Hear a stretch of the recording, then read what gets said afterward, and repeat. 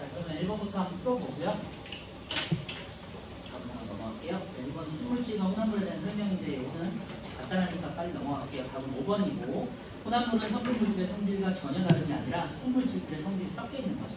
이번에 5번이에요. 2번 같은 경우는 한 가지 물질로 이루어진다. 혼원소 물질이 되겠고 두 가지 이상의 순물질이 섞여 있는 건 혼합물이죠. 그리고 고르게 섞여 있는 건 나는 균일의 혼합물이고요. 공기라든지 바닷물이라든지 설탕물, 소금물 이런 게 되겠고요. 고르지 않다는 불균일 혼합물이고 우유라든지 암석이라든지 그런 것들이 있죠. 물은 가에 들어가 있고요. 하나의 물질이니까 나는 공기, 나는 우유에서 이번에 1번이고요. 3번은 가와 나는 이제 순물질이고 다는 이제 혼합물인데요. 가 같은 경우는 하나의 원소로 된 순물질, 나 같은 경우는 두 가지 이상의 순물질, 두 가지 이상의 원소로 된 순물질, 가 같은 경우는 이제 균일 혼합물 이렇게 되겠고요. 답은 2번이에요. 가는 한 가지 원소로 이루어졌다. 3번은 2번이고요.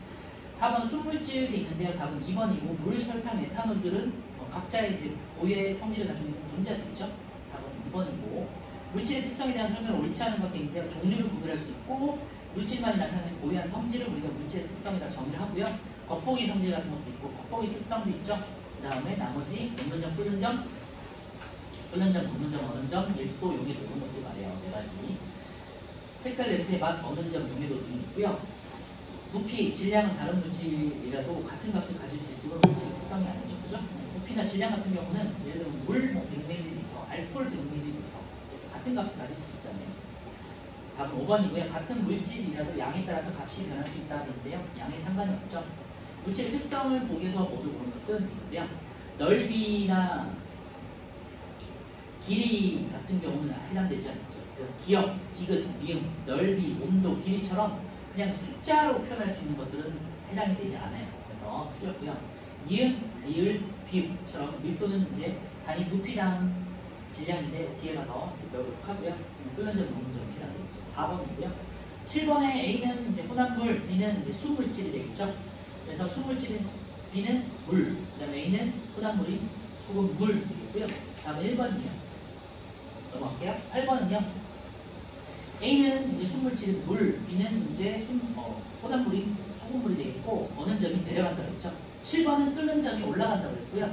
8번은 어는 점이 내려간다고 했어요. A의 어는 점은 0도씨 맞죠? A는 녹는 점, 어는 점이 같아야죠. 네, 틀렸고 디귿. A는 순물질, B는 혼합물, A, D가 기억 디귿이 맞죠? 그래서 답은 2번이고요. 넘어갈게요. 9번도 마찬가지로 답은 5번이고요. 혼합물은 두 고체의 혼합 비율에 관계없이 녹기 시작한 온도가 일정하다는 얘기인데요. 혼합물에서는 녹는 점이 내려간다고 했죠.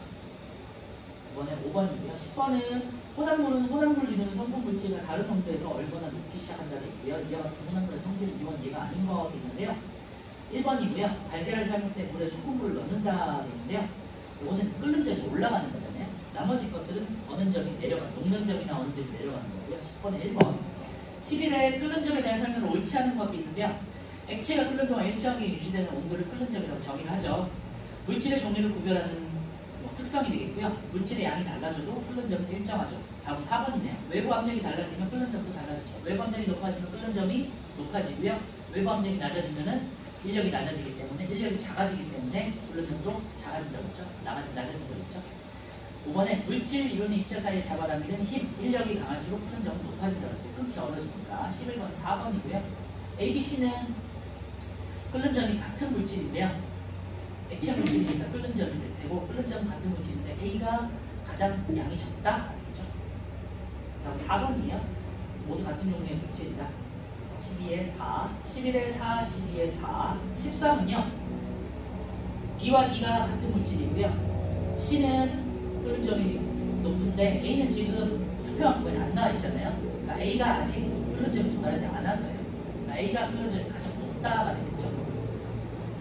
자, B와 D는 같은 물질이다 맞죠? D는 B보다 질량이 작기 때문에 먼저 끓고요. C는 A보다 끓는 점이 낮죠. 그러니까 A가 가장 끓는 점이 높은 거예요. 가장 빨리 끓기 시작하는 물질은 D가 되겠죠. 다음 5번이고요. 입자 사이에 잡아당기는 힘이 가장 강한 물질, 그러니까 인력이 가장 클수록 끓는 점이 높아진다고 했죠. A로 보시셔야겠죠. C H가 아니라 A. 13번에 5번. 14번은 이제 70도씨 정도의 물인데요. 물이 이제 끓진 않겠죠, 원래는. 근데 70도씨 정도의 물을 넣고 감압 용기에서 공기를 빼요. 그러면 외부 압력이 낮아지기 때문에 끓는 점이 낮아진다고 했죠. 그래서 높은 산에서 밥을 하면 쌀이 썩는 설입니다. 외부 압력이 낮아졌을 때 끓는 점이 낮아지는 거. 14번에 4번이 되고요. 녹문점, 어는점에 대한 설명이 있는데요. 녹문점은 액체에서 고체로 될 때인데요. 고체에서 액체가 될 때.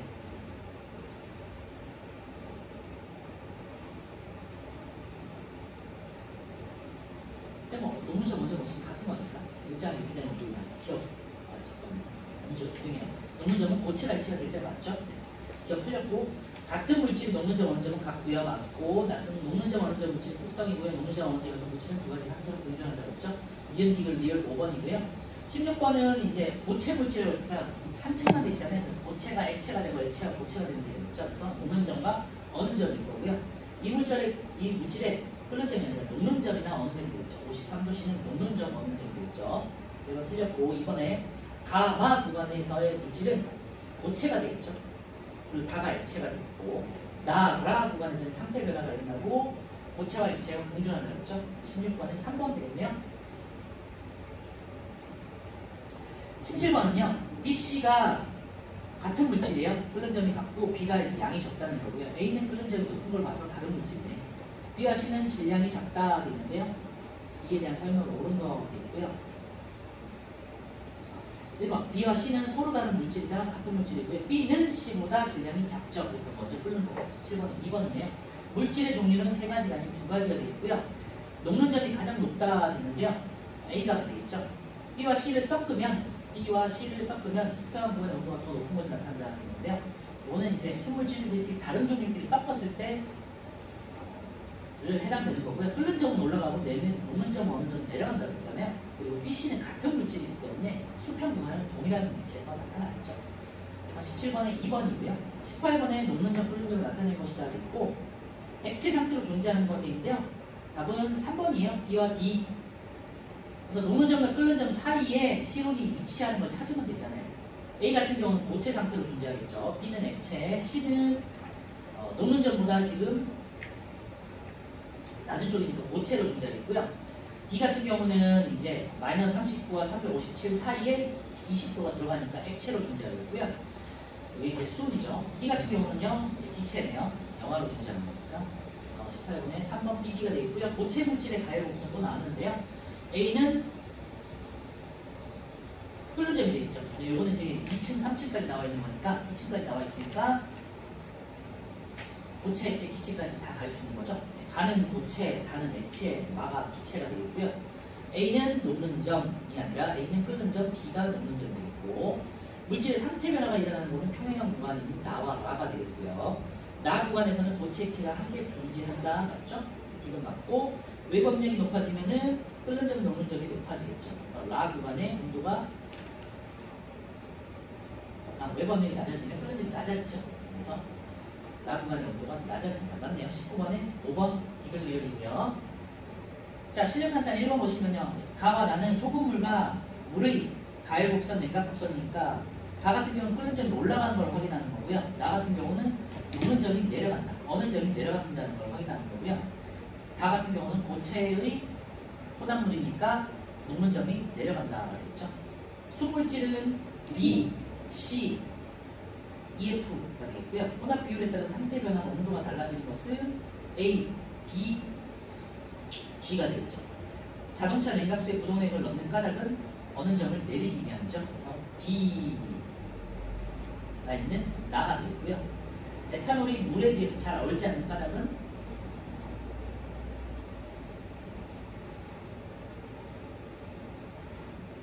여기서는 비교할 수가 없죠. 왜냐하면 물과 에탄올의 끓는 점이나 녹는 점이 따로 나와 있는 건 아니니까. 그치? 이거는 하나의 물질만 나와 있는 거잖아요. 그래서 4번 틀렸고 5번 납땜 혹은 땜약을 사용하는 까닭은 고체끼리의 혼합물이죠. 그래서 다가 되겠네요. 1번에 5번이고요. 2번에 둥근 플라스크에 물을 넣고 끓인 후에 뜨거운 물에다가 이 꿀을 고구마깨로 먹고 플라스틱을 거꾸로 세웠어요. 둥근 플라스크를 거꾸로 세웠어요. 그리고 찬물을 부었어요. 그러면은 이제 안에 있던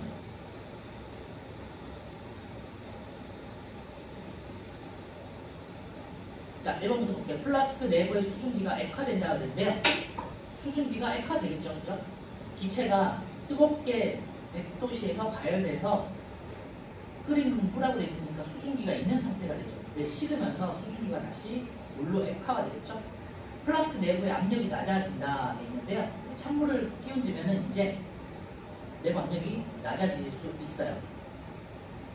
왜냐면은 잘 기억나시는지 모르겠지만 우리 1학년 때 배웠던 내용인데 온도가 높아지면 기체의 어떻게 되죠? 운동 속도가 빨라지죠. 온도가 올라지면 그러면 기체의 운동 속도가 빨라지면 충돌 속도가 빨라지면서 압력이 내부 압력이 커진단 말이에요. 그런데 반대로 온도가 낮아지면 기체의 움직임이 둔해지면서 운동 속도가 느려지고 움직임이 둔해지면서 얘네가 충돌하는 횟수가 줄어들죠. 그럼 내부 압력이 감소되는 거죠.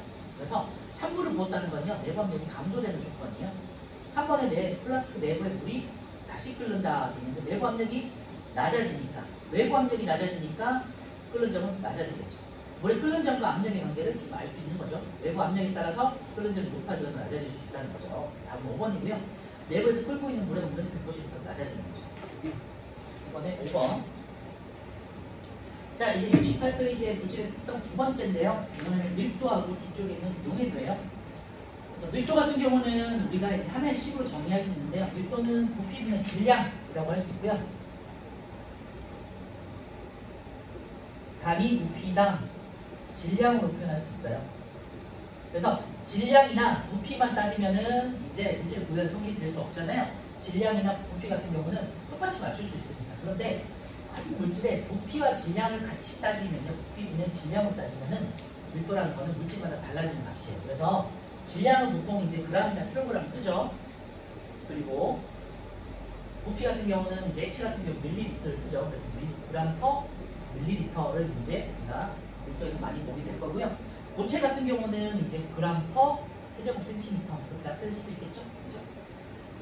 네. 그래서 밀도를 보시면요. 밀도 역시 물질의 고유한 특성인데요. 단위 부피당 질량으로 정의한다. 이줄만 해놓으시면 될 것 같고요. 그래서 밀도는 물질의 양과 관계없이 항상 일정해요. 물의 밀도를 보통 1로 정하거든요. 물을 기준해서 1로 정하는데 물의 양이 많거나 적거나 상관없이 부피와 질량의 값을 고려해서 따지면 항상 1이 나온다는 거예요. 알겠죠? 1번 밀도는 물질의 종류마다 다른 값이고요. 같은 물질인 경우에는 양에 관계없이 일정하다. 밑줄만 해놓으세요. 고유한 값이기 때문에 양에는 상관없다. 그래서 물질의 종류가 다르면 밀도도 다르다는 거고요. 보통 물이 밀도가 좀 큰 편이에요. 그래서 보통 물 1로 기준하고 보통은 대부분의 물질들은 물보다 밀도가 작은 편이에요. 그래서 예를 들면 플라스틱 라든지 뭐 그런 것들 있잖아요. 좀 가벼우니까 뜨잖아. 그런 것들은 이제 가벼워서 뜨는 거고요. 뭐 돌덩이 이런 것들은 밀도가 크니까 가라앉겠죠. 질량과 부피 그래프에서의 밀도 비교를 보시면요. A와 B 같은 경우는요. 단위 부피당 질량이 10분의 20, 20분의 40이니까 계산하니까 밀도값이 같게 나오잖아요. 그치? 그러니까 같은 물질이야. A와 B가 같은 직선상에 놓여 있으니까 밀도가 같고 양은 다르지만 밀도가 같구나라는 걸 알 수 있고요. 그래서 같은 종류의 물질이다. C 같은 경우는요. 20분의 10 그래서 2분의 1밖에 안 되고 A와 B에 비해서 밀도가 절반이구나, 그리고 다른 물질이구나라는 걸 알 수 있다는 거예요. 그리고 기울기가 클수록 밀도가 크다 있는데요. 당연하게도 부피분의 질량이니까 X축이 부피고 Y축이 질량이니까요. X축분의 Y축이 기울기잖아요. 그치? 그러니까 당연하게도 아니 부피당 질량이 클수록 더 밀도가 크고 더 무겁게 느껴지는 거죠. 기울기가 클수록 밀도가 크다 정도 그냥 밑줄만 해놓으시면 될 것 같고요. 그래프 해석하는 거니까 충분히 잘 하실 수 있죠. 그리고 A와 B는 세 번째요. A와 B는 밀도, 기울기가 같은 거 같은 물질이라고 말씀드렸는데 밑줄만 해놓으시면 될 것 같아요. 다음에 다시 보실 때 결정하시고요. 다시 한번 보호 부분만 보도록 하시고 그래서 밀도를 구하는 것만 알 수 있으면 돼요. 밀도는 부피분의 질량으로 구한다. 여기서의 지금 그래프에서는 부피가 X축, 질량이 Y축이 각각에 해당되는 값을 찾아서 구하시면 되겠죠. 이번에 밀도가 큰 물질은 밀도가 작은 물질보다 아래로 가라앉고요. 밀도가 크면 아래로, 밀도가 크면 아래로, 밀도가 작으면 떠요. 가벼워서 떠요. 그래서 우리가 물을 생각하면요. 우리가 앞에서 물질 이동 방식에서 전달된 방식에서 뜨거운 물은 팽창을 하죠.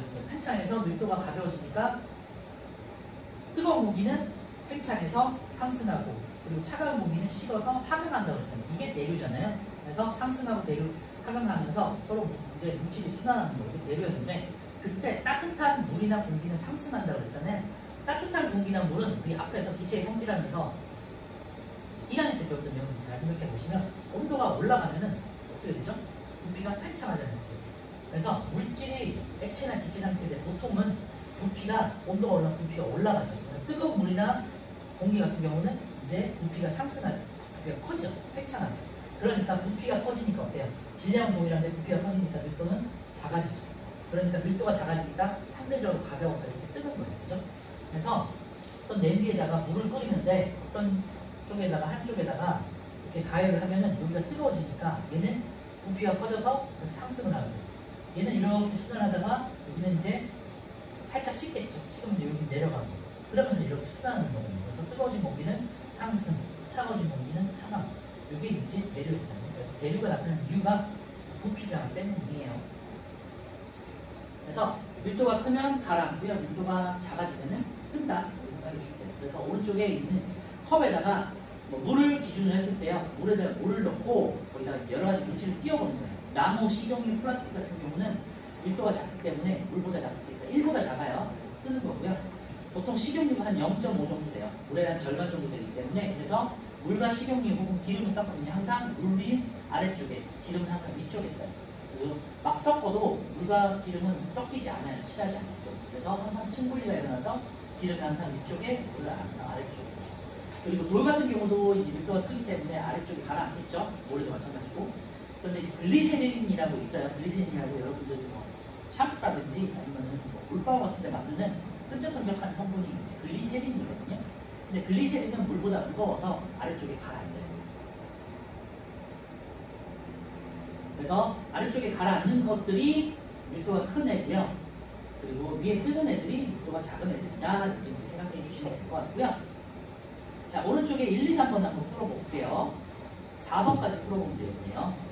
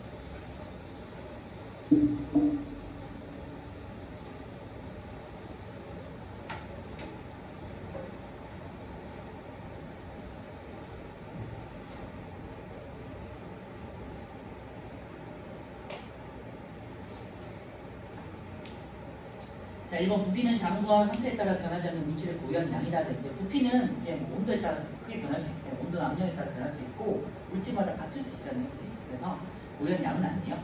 그래서 부피와 질량은 고유한 양은 아니고 부피와 질량을 계산한 밀도는 고유한 양이에요. X. 2번은 질량이 다니는 그램, 킬로그램이 있는 거죠. 뭐가 되겠고요. 밀도는 물질의 부피를 질량으로 나타난 값이다. 되는데요. 질량을 부피로 나누는 거죠. 정확하게 이제 x 밀도 단위는 그램/세제곱센티미터 고체일 때, 그리고 액체나 기체일 때는 그램/밀리리터가 되겠죠. 5. 부피가 같으면요 질량이 작을수록 밀도가 크다겠는데요. 부피가 같으면 질량이 작을수록 밀도도 작아지는 거니까 x. 그래서 1번은 XOX가 되겠고요. 2번에 질량 20g인 돌을 50ml의 물이 담긴 묽은 실리인더에 넣었더니 부피가 늘어서 60ml가 된 거죠. 그러니까 원래 물이 50ml가 있었는데 돌을 넣었더니 60이 된 거니까 돌의 부피는 순수한 돌의 부피는 10ml인 거예요. 늘어난 만큼이니까. 그래서 10ml 분의 20해서요. 10분의 20해서 2g/세제곱센티미터라고 하시면 되겠죠. 이거는 이제 세제곱센티미터를 쓴 건 고체이기 때문에 그런 거고요. 만약에 액체나 기체 같은 경우는 밀리리터를 쓰시면 되고요. 3번에 A와 D의 밀도를 각각 구하시게 있는데요. A하고 D 같은 경우는요.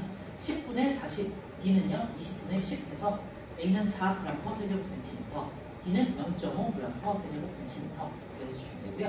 같은 물질로 예상되는 건요. 기울기가 같은 B와 E가 되겠네요. 10분의 10, 20분의 20, 30분의 30. B는 10분의 10, D는 30분의 30. 기울기가 같죠? 그래서 B와 E가 물로 예상이 됩니다. A입니다. 3번에 있는 B, E가 되겠고요. A, B, C, D, E의 밀도를 비교하시려고 되어 있는데요. A가 가장 가볍고요. 그냥 순서대로 따지시면 돼요. A가 가장 가볍고, 그 다음 B, 그 다음 C, 그 다음 D, 그 다음 E예요.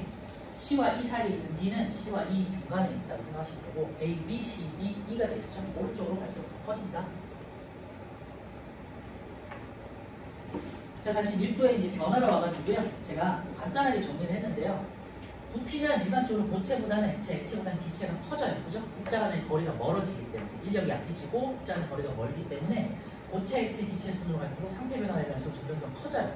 그러니까 밀도 같은 경우는 반대가 되겠죠. 밀도는 부피에 따라서 반비라는 거니까 부피가 점점점 커지면 밀도는 점점점 작아지겠죠. 그래서 일반적으로는 고체 상태일 때가 밀도가 가장 커요. 좀 무겁다고 생각하시면 돼. 하지만 물은 예외예요. 우리 예전에 비슷한 걸 했었는데요. 물 같은 경우는요. 부피가 얼음이 더 커진다고 그랬죠. 왜냐면은 육각형 고리를 형성하면서 안에 공간이 생긴다고 했잖아요. 그래서 부피가 커지기 때문에 얼음 같은 경우는 오히려 밀도가 더 작아진다고 했죠. 물보다. 그래서 얼음이 얼면 겨울에는 얼음이 물 위쪽에 뜬다고 했죠. 그래서 강이 완전히 얼지 않고 물 위에 얼음이 뜬다고 했죠. 왜냐? 밀도가 작기 때문에. 부피가 크고 밀도가 작기 때문에. 네, 그런 내용이에요. 자, 고체 액체의 밀도는요. 온도가 높아지면 부피가 약간 증가하기 때문에 밀도가 약간 감소해요. 그리고 압력의 영향은 거의 받지 않아요. 그래서 부피가 커지면서 밀도가 작아진다고요. 기체 같은 경우는요. 크게 변할 수 있어요. 온도가 높아지면 부피가 크게 증가하기 때문에 밀도가 감소하고요. 크게 감소하고요. 압력이 높아지면 부피가 크게 감소하기 때문에 밀도가 증가해요. 그래서 여기다가 정리해 놓으세요. 온도가 높아지면 부피 증가, 밀도 감소. 밑줄에 넣으시고요. 압력이 높아지면 압력에 동그라미 쳐놓고 부피 감소, 압력이 커지면은 누르는 힘이 커지는 거예요. 그죠? 부피가 작아지겠죠. 부피가 작아지면은 그만큼 부피가 작아지는 밀도는 커지겠죠. 그리고 물질의 상태에다가 이제 별 붙여놓으시고요. 부피는 고체보다는 액체, 액체보다는 기체 밑줄에 놓으시고, 밀도 같은 경우는 반비례해서 고체가 가장 크다 밑줄에 놓으시면 될 것 같고요. 예외 있는데요. 얼음과 물의 부피에서 물보다는 얼음이 부피가 크고, 따라서 밀도 같은 경우는 물이 더 크다. 다시 한번 정리해 두시고요. 그래서 물 위에 얼음이 뜰 수 있다. 자, 마지막으로 이제 3번 혼합물의 밀도를 보시면요. 혼합물은 성분 물질의 혼합 비율에 따라 밀도가 달라진다는 건데요. 수물질 같은 경우는 밀도가 일정하겠지만 이제 혼합물이 되면요. 밀도가 달라질 수 있겠죠. 섞이니까. 근데 만약에 소금물이다. 소금의 비율에 따라서 밀도가 점점 달라져요. 일반적으로 소금물이 물보다 더 무겁거든요. 밀도가 커져요. 그래서 소금이 점점 진해질수록 밀도가 더 커지는 거예요. 그래서 여러분들 영상 같은 거 혹시 보신 적 있겠지만 이스라엘에 가면은 사해라는 곳이 있잖아요. 소금으로 된 바닷물이 있잖아요. 바닷물은 소금물인데 소금이 굉장히 진한 사해라는 곳이 있어요. 그래서 농도가 굉장히 소금물의 농도가 높기 때문에 거기는 사실 호수거든요. 호수기 때문에 바다가 아니라 호수기 때문에 물이 차단되어 있잖아요. 그래서 굉장히 소금의 농도가 진한 지역이 있어. 그럼 거기서는 우리 몸이 둥둥둥 뜨잖아요. 그죠? 일반적인 바닷물보다 둥둥둥 뜬단 말이에요. 그 이유가 소금물의 농도가 진하기 때문에 우리 몸이 가벼워요. 상대적으로 가벼워요. 그런 거거든요. 그래서 물에다가 달걀을 넣고요. 달걀이 일반적으로는 조금 물보다는 무거우니까 좀 가라앉겠죠. 그치? 그런데 거기다가 이제 소금을 조금씩 녹여요. 그러면은 소금물의 밀도가 커지면서 소금물이 달걀보다 밀도가 커져요. 그러니까 상대적으로 달걀의 밀도가 작아지니까 위로 뜨게 돼요. 그렇죠? 그래서 그 그림이니까 참고해 주세요. 그래서 소단물 같은 경우는 수물질들의 농도에 따라서 밀도가 달라질 수 있다는 거예요. 그래서 소금, 여기서는 소금물의 농도가 높아지면 밀도가 더 커진다. 소금물의 농도가 더 커지는 걸 확인하는 거고요. 마지막으로 밀도와 관련된 생활성 현상을 한번 볼게요. 자, 구명조끼를 입으면 물보다 밀도가 작아진다는 게 부피가 커지는 거죠. 구명조끼는 안에는 공기가 많이 들어있으니까 부피가 커지니까 가벼워지겠죠. 그래서 밀도가 작아져서 가라앉지 않고 뜬다. 질량을 작게 해서 밀도가 작아지는 수도 있고요. 아니면 부피를 크게 해서 밀도를 작게 한 경우일 수도 있고. 자, 2번은 잠수부는요. 허리에다가 무거운 이제 납덩이를 달아요. 그러면은 이제 질량이 커지니까 밑으로 가라앉겠죠. 밀도가 커지니까 물보다 밀도가 커져서 가라앉는 경우가 있죠. 그래서 두 번째는 질량을 크게 하는 경우예요. 세 번째는요. 공기보다 밀도가 작은 헬륨을 채워요. 헬륨은 밀도가 작아지겠죠. 왜냐면 질량이 달라집니다. 그래서 헬륨은 질량이 작아요. 굉장히 가벼운 공기거든요. 기체 중에서도 산소가 가장 가볍고 그 다음이 질량이 두 번째로 가벼운 기체예요. 그래서 질량을 작게 해서 밀도를 작게 해서 뜨게 하는 조건이 되겠죠. 그리고 공기보다 밀도가 큰 이산화탄소는 공기보다 무거워요. 이산화탄소 되게 두껍고 무겁다 생각하시면 되거든요. 이제 보이진 않지만. 그래서 질량을 크게 해서 이제 밀도가 커서 가라앉는 거가 되겠죠. 가스 누출 경보기를 설치할 때 공기보다 밀도가 작은 LNG가 있고 공기보다 밀도가 큰 LPG가 있는데요. LNG 같은 경우는 천연가스, 메테인으로 되어 있었는데 가벼워요. 그래서 얘는 가벼운 기체이기 때문에 위쪽에 뜨겠죠. 뜨기니까 가스 누출 경보기를 설치할 때 위쪽에다가 천장 쪽에다 설치해요. 왜냐면 공기보다 가벼운 공기입니다. LNG는 메테인이라는 가벼운 기체예요.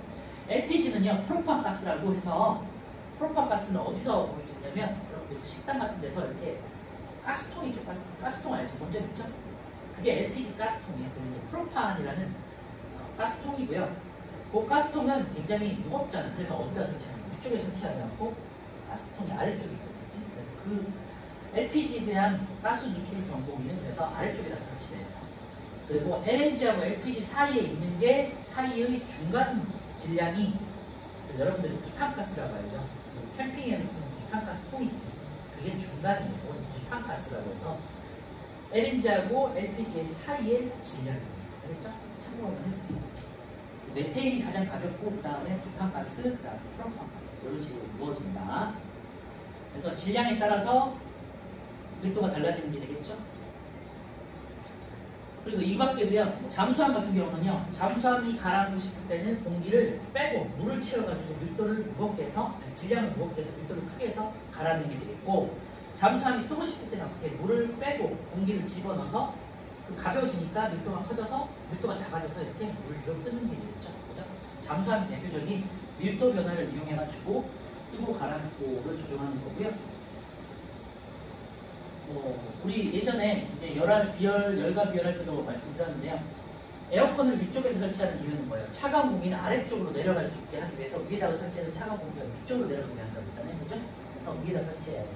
그리고 난방기 같은 경우는 뜨거운 공기 위쪽으로 가게 되는 거였잖아요. 그래서 아래쪽에다 설치해서 온풍기 같은 것도 있죠. 항상 아래쪽에 설치해서 위쪽으로 공기를 올려보내는 역할을 한다고 생각하시면 돼요.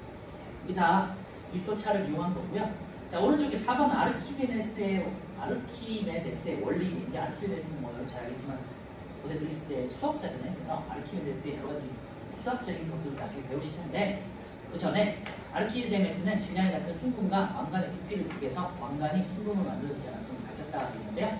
보시면 넘친 물에 같은 이제 순금과 왕관을 같이 집어넣어요. 양쪽에다 집어넣고 동일한 질량의 순금과 왕관을 딱 집어넣어요.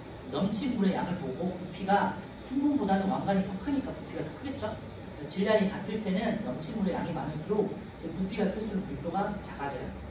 그래서 밀도는 순금과 왕관을 비교했을 때 왕관과 순금의 밀도가 다르므로 왕관은 순금을 만들지 않았다는 걸 찾아냈다는 건데요. 그래서 금 같은 경우는 밀도가 19.3이라고 하고요. 은 같은 경우는 10.5이기 때문에 절반 정도밖에 안 돼요. 그러니까 은은 물이 덜 넘치게 되거든요.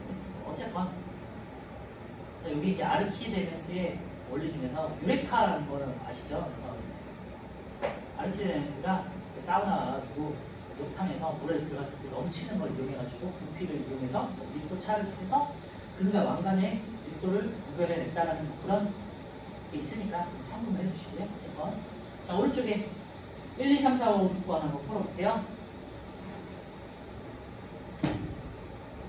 오늘은 일단 70페이지까지는 뭐 간단하게 정리를 할 거예요. 하고 숙제는 뒤쪽에 있는 연습 문제 74페이지부터 풀어오시는 거예요. 그렇죠? 74에서 79페이지까지의 문제들을 한번 풀어오시고 74에서 79까지 쭉 한번 풀어오시면 돼요.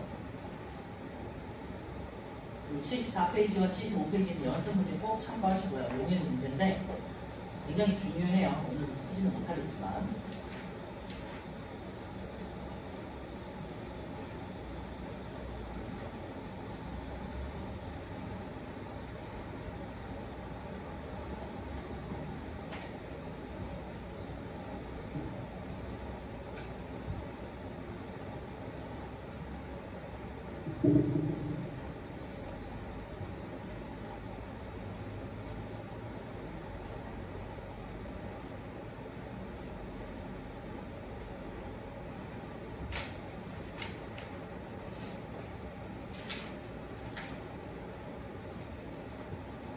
까지 했으니까 5번, 6번 하면 되죠. 9번. 고체나 액체의 밀도는 압력의 영향을 크게 받지 않는다 그랬는데요. 네, 압력의 영향도 받긴 해요.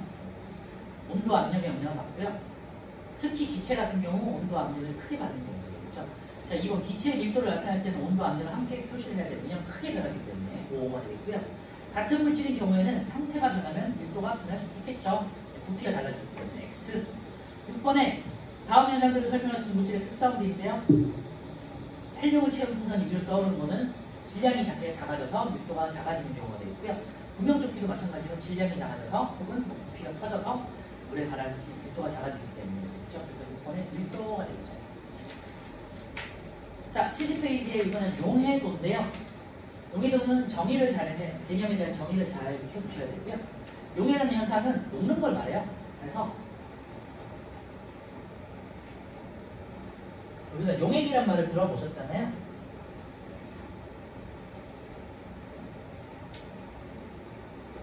용액은 만약에 어떤 수용액이야. 설탕 수용액이야. 설탕 뭐 소금물이야.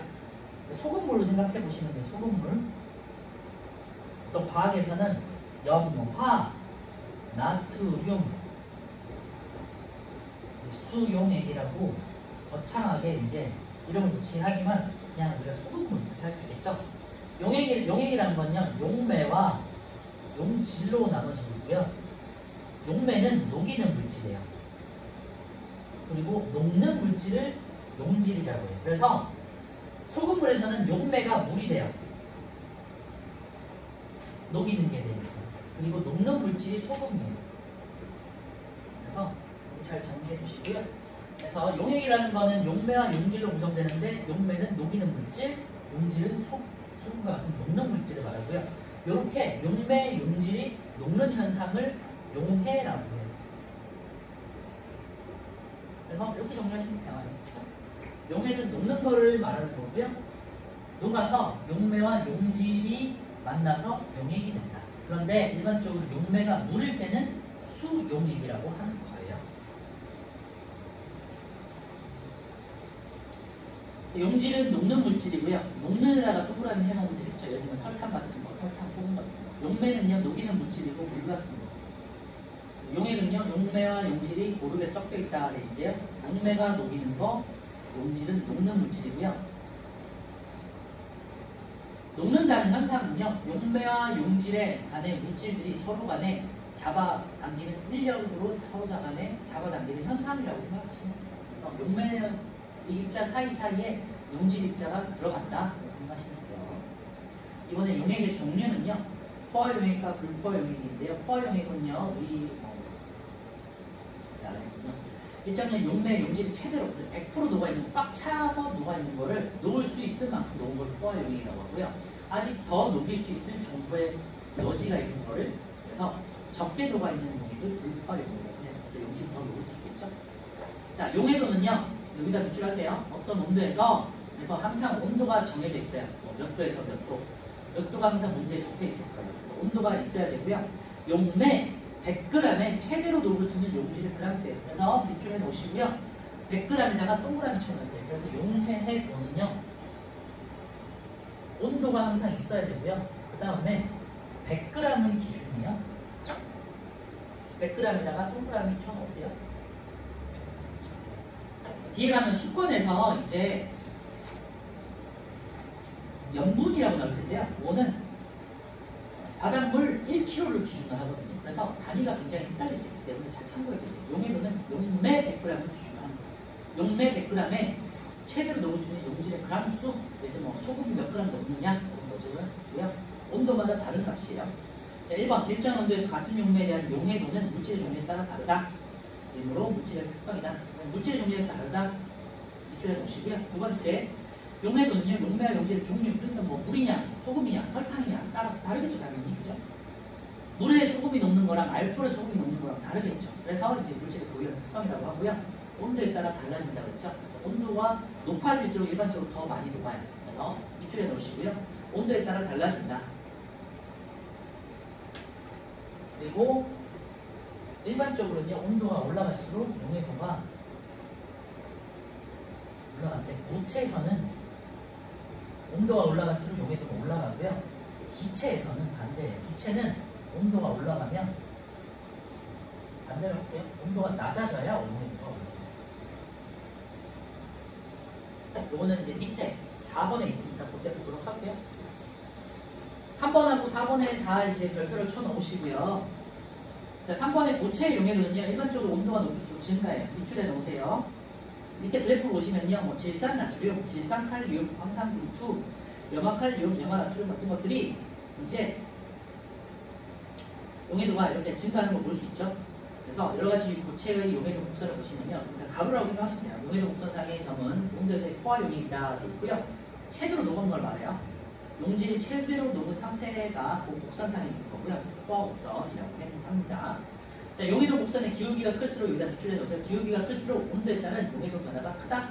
지금 X축을 보시면요. 20도, 40도, 60도, 80도, 100도씨 이렇게 돼 있는데요. 온도가 오른쪽으로 올라갈수록 용해도가 점점 증가하는 걸 볼 수 있고요. 기준은요. 그램 퍼 물 100g이라고 되어 있죠. 지금 물에 녹는 걸 말하는 거고요. 용매 100g을 기준으로 한 용해도 곡선이에요. 그래서 특히 뭐 질산 나트륨이나 질산 칼륨 같은 애들은요. 온도가 높아질수록 용해도가 갑자기 점점 커지죠. 용해도 변화가 더 커지죠. 그래서 기울기가 클수록 온도에 따른 용해도 변화가 큰 거예요. 그리고 반대로 밑줄에 놓으세요. 냉각시 온도가 낮아지면 석출되는 결정의 양이 많아진다라는데요. 고체가 액체가 되면요. 온도가 높아지면 고체가 액체에 녹는 거잖아요. 그죠? 그러면 반대로 온도가 낮아지면요. 요거를 냉각시 석출된다고 하는데요. 액체에서 가루에 액체에 녹았던 것들이 다시 가루로 석출돼요. 흰색 가루처럼 이런 식으로 석출이 돼요. 2번은요. 그래서 요걸 이용해가지고 뒤에 가면은 이제 용해도를 이용한 이제 분리법이 나올 거고요. 이번에 용질의 석출이 있는데요. 용액을 냉각하면 용해도가 감소한다. 여기다 밑줄에 놓으시고 냉각한 온도에서의 용해도보다 많이 녹아있던 용질이 석출된다. 여기다가 밑줄하세요. 석출되는 용질의 양은 처음 온도에서 녹아있던 용질의 양에서 냉각한 온도에서 최대로 녹을 수 있는 용질의 양이 있는데요. 말은 좀 어렵지만요. 그래프를 보시면 이렇게 용해도 곡선이 있어요. 여기가 20도시고 여기가 80도시라고 쳐요. 80도시에서 어떤 양이 40g이 녹아있다고 쳐요. 그런데 이 식에서는 10g만 녹을 수 있어요. 그러니까 온도가 올라갈수록 더 많이 녹으니까, 그치? 그러면 반대로 식혀. 원래 얘가 식히면요 온도가 왼쪽으로 쭉 가겠죠. 그러면은 얘가 지금 녹아있는 건 40g이었는데 현재 20도씨가 되면요 10g밖에 못 녹아요. 그러니까 원래 지금 녹아있는 40에서 10g만 녹고 나머지 30g은 가루로 석출된다고 하는 거예요. 30g. 자, 그거 시험에 나오긴 할 텐데 참고해 주시고요. 다음 주 다시 한번 문제를 확인하고 올게요. 자, 지금 여기까지 한 게 지금 오른쪽에 있는 7, 8, 9, 10인데요. 한번 풀어볼게요.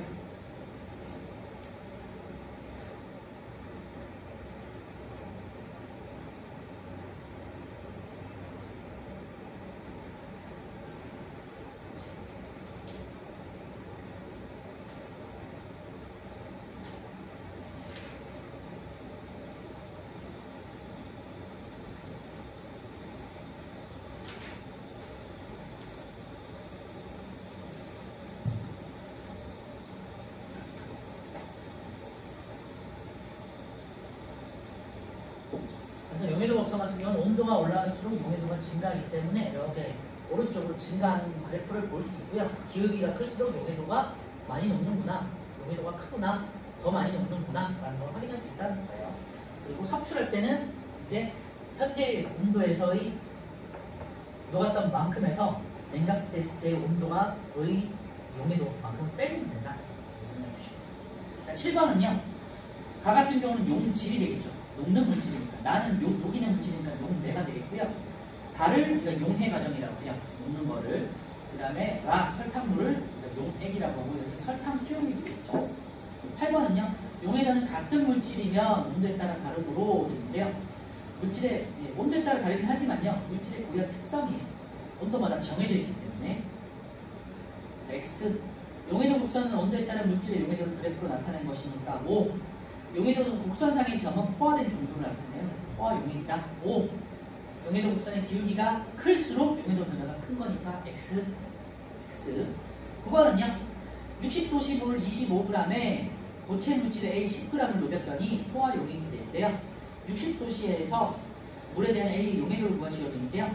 100g 기준이잖아요. 그치? 25g에 10g이 녹았으니까 100g에는 곱하기 4에서 40g이 녹겠죠.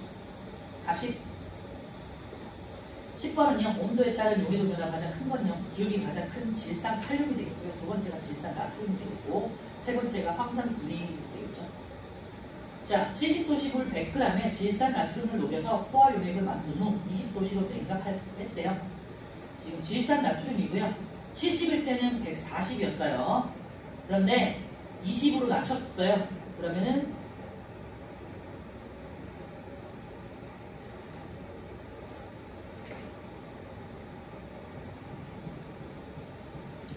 87이네요. 그러니까 질산나트륨 같은 경우는 140에서 70일 때는 140g이 녹는데 20일 때는 87g이 녹잖아요. 그래서 석출되는 양은요. 빼주면 돼요. 140 빼기 87에서 53g. 자, 마지막으로 이제 4번 기체 용해도인데요. 별별 쳐놓고요. 간단하게 정리하고 다음 주 조금만 더 보충할게요. 네, 결론만 말씀드리면 온도는 기체에 따라 기체는요 온도가 낮을수록 용해도가 증가해요. 그래서 기체는 말씀드렸지만 온도가 올라가면 용해도는 감소하고요. 온도가 낮을수록 용해도가 증가해요. 그래서 밑에 실험을 보면요 탄산음료 이제 사이다 같은 거 생각하시면 돼요. 사이다를 낮은 얼음물에 집어넣었을 때랑 이제 뜨거운 물에 넣었을 때인데요. 보통 뜨거운 물에 넣으면요 기포가 많이 발생해요. 기포가 발생한다는 거는 사이다는 탄산이 녹아있는 거거든요. 탄산이라는 이산화탄소가 탄산이 없는 녹아있는 건데 그래서 이산화탄소예요. 이산화탄소가 뜨거운 물에 넣으면요 기체방울이 뽀뽀뽀 올라와요. 사이다에서. 그거는요 액체에 녹아있던 설탕물에 녹아있던 이산화탄소들이 밖으로 빠져나오는 현상이에요. 기포가 생긴다는 거예요. 그러니까 덜 녹았다는 거죠. 그래서 온도가 올라가면 기포가 많이 발생해요. 용해도가 감소한다는 거고요. 얼음물에서는 반대로 이제 기포가 줄어요. 더 많이 녹는다는 소리예요. 그래서 사이다는 콜라 같은 걸 여러분들이 냉장고 안에 넣으면요 더 청량감이 느껴지죠. 탄산이 더 진하니까. 그런데 그거를 밖에다가 내다봐. 그러면은 기포들이 많이 발생하기 때문에 그 청량감이 떨어져요. 그 탄산 쏘는 맛이 있지. 그게 이제 온도가 높아지면 낮아져요. 그래서 고체면 온도가 올라가면 용해도가 증가하지만 기체 같은 경우는요 온도가 올라가면 용해도가 감소한다고 해요. 알겠죠? 반대되는 거 기억하세요. 현상 보시면요 여름철에 물고기가 수면 위로 입을 내밀고 뻐끔거린다는데요. 여름에는 물속에 녹아있는 산소 양이 적어지기 때문에 용해도가 낮아져서 그래서 물고기들이 위로 올라가가지고 물 속에 있는 산소가 아니라 공기 중에 있는 산소를 이제 뻐끔거리면서 호흡을 한다는 거예요. 그게 둘 다 가능한 게 물고기예요. 압력은요, 압력은 눌러주는 거잖아요. 압력이 높을수록 용해도가 커져요. 그래서 입자들이 인력이 강해지기 때문에 이제 용해도가 증가해요. 그래서 뚜껑을 닫을 때랑 뚜껑을 열을 때인데요.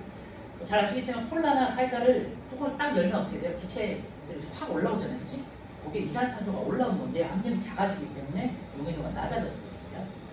뚜껑이 닫혀있을 때 A대가 기포가 적고요. 뚜껑을 열면 B대 기포가 많이 발생하는데 용해도가 많이 낮아지기 때문이다. 그래서 압력이 낮을수록 기체 용해도가 감소하므로 기포가 많이 발생한다. 겠고요. 현상은요. 탄산음료의 뚜껑을 열면 하얀 거품이 생긴다. 그렇죠? 이거 헷갈릴 텐데 잘 한번 정리해 보시고 11번 볼게요. 탄산음료를 냉장고에 넣어서 차갑게 보관하는 까닭은 온도가 낮으면 기체의 용해도가 증가하기 때문에 이게 이제 핵심이에요. 그래서 고체는 온도와 용해도가 비례한다. 잘 기억하세요. 시험에 나올 테니까. 기체는 반대예요. 온도가 낮아져야 용해도가 증가해지고 기포가 덜 발생하게 되는 거예요. 알겠죠? 여기까지만 할게요. 30초 후에 시험 볼게요. 다음 주는 우리 바로 뒷장에 있는 72페이지부터 실험하고 문제 보고 할 테니까 숙제 해오시고요.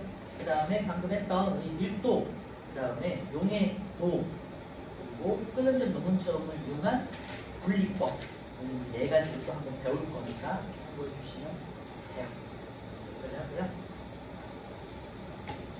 시험 볼게요.